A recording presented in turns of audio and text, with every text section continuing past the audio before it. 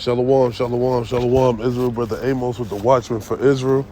First and foremost, as we always do, we're going to give all praises, honor, and glory unto Yahweh, by Hashem Yahweh Shai, to the brothers pushing this truth for strong sincerity, laboring on the highways and byways, making their bodies a living sacrifice, doing all they can for the hopeful elect and for the nation of Israel, for all those who desire learning. I want to give you all a strong shalom.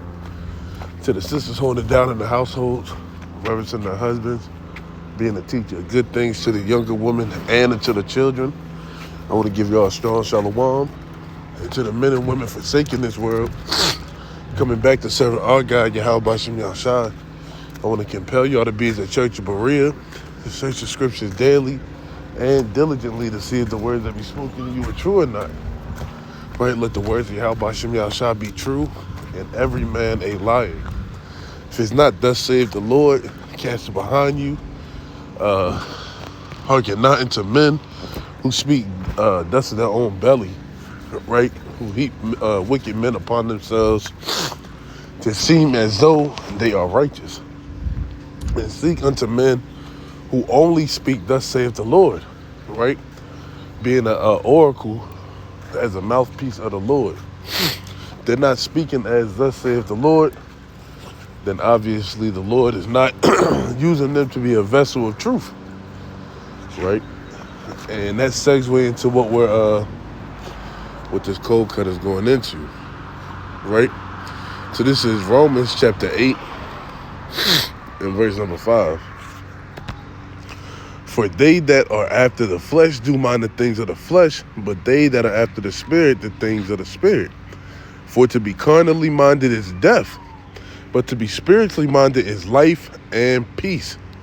Because the carnal mind is enmity against God, for it is not subject to the laws of God, neither indeed can be. So then they that are in the flesh cannot please God. Right? So this is going into the wisdom that is bestowed upon us from Yahweh Bashem Yahushai. Right? The understanding, the knowledge, the things that help us continue to walk in the faith, continue to walk in the light of the Lord and not in the ways of the flesh. Because if you walk in the ways of the flesh, you're essentially on the left-hand side of the Lord. Because what's the ways of the flesh? Lust, greed, envy, murder, robbery, any and everything that causes you not to enter into the kingdom of heaven, but get a one-way ticket to the lake of fire. Right? So to be a carnal-minded man is to pretty much smack the Lord in the face. Because the Lord gave us all these things that we needed through the mouth of the prophets. Boom, here you go. You got understanding. Boom, here you go. You have instructions of life. Boom, here you go. You have everything needed to get to the kingdom of heaven. So to be carnally minded is essentially choosing death over life, right? Let's go to 1 Corinthians 10. And a lot of our people, they choose to do the things that please their flesh. Because the things that, so like 2 Corinthians 10, the things that please their flesh are the things that are sensual, the things that last but for a second.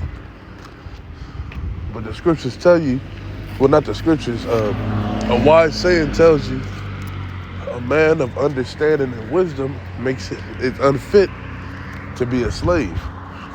So we're coming out of Babylon spiritually. Right? We're leaving Babylon spiritually because this place has done nothing for us but destroyed us.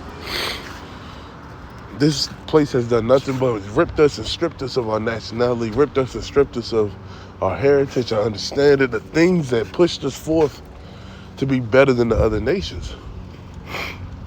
And that's what Babylon takes pride in, destroying the saints, killing the saints, making the saints weak, making the saints fall little by little by little, right? So this is 2 Corinthians 10 and verse number 3. For though we walk in the flesh, we do not war after the flesh, right? So we may be in the flesh on a carnal level, corruptible bodies. We get sick. We get angry. Emotions overtake us at times.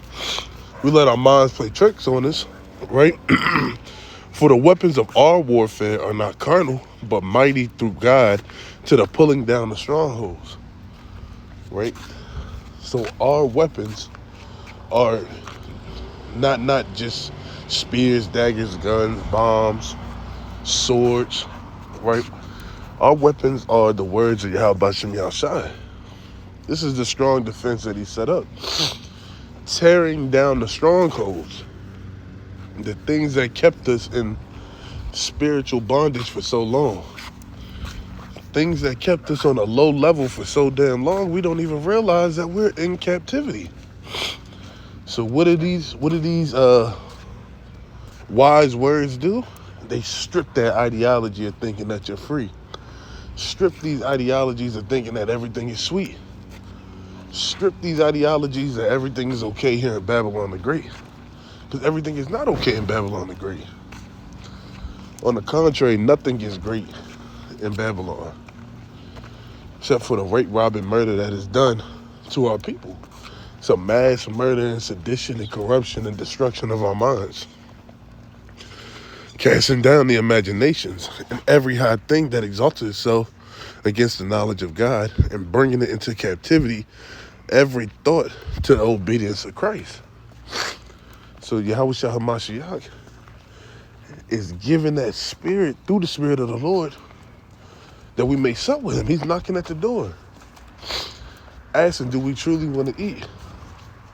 Are we truly ready to indulge in the taste of that beautiful wine, bread, milk, and meat that the Lord has given to us? You know, this is the thing that the people of this world lack.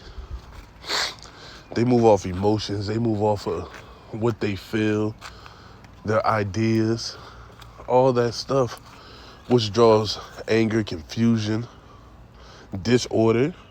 But the obedience of the Lord is structure, no confusion, the pathway to the kingdom of heaven, right? Because through disorder comes order. Through chaos comes order and instruction. So Babylon the Great is the author of confusion and disorder, craziness, things that just tear down the strongholds or uphold the strongholds. And once you become a new creature in your Yahweh Bashem Yahushai, all that is cast to the side, right? One last precept. Ecclesiasticus chapter 9. We're going to go to verse number 18.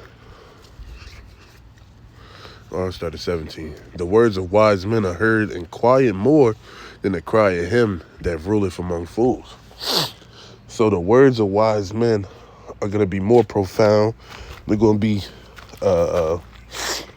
more honored than disdained, rather than Donald Trump screaming out hateful things. Yeah, they're magnified in this land because Donald Trump is a fool, and the land that everybody is in is foolish. So the foolish things are going to be magnified. But the wisdom that is being spewed out by the men of the Lord is going to and fro. It's going everywhere. The people are higher hearing it. The people are lower hearing it. Everybody is hearkening and hearing these things.